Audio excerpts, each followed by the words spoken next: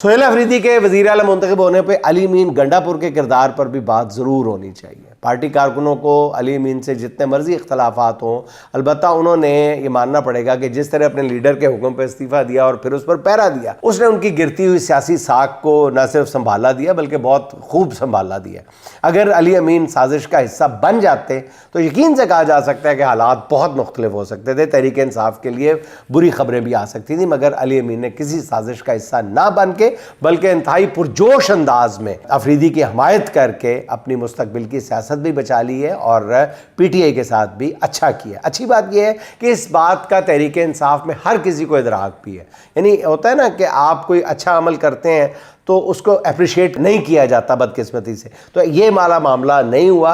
अली अमीन साहब ने जैसे अपना रवैया तब्दील किया है और पॉजिटिव जेस्चर्स दिए हैं तो PTI के हर हल्के की तरफ से, हर कारकुन की तरफ से भरपूर अंदाज में उनको वेलकम किया गया। इसीलिए आज असेंबली के फ्लोर पर खुद नए वज़ीर आला सोहेल अफरीदी ने तेरा भाई मेरा भाई अली भाई के नारे भी लगवाए हैं।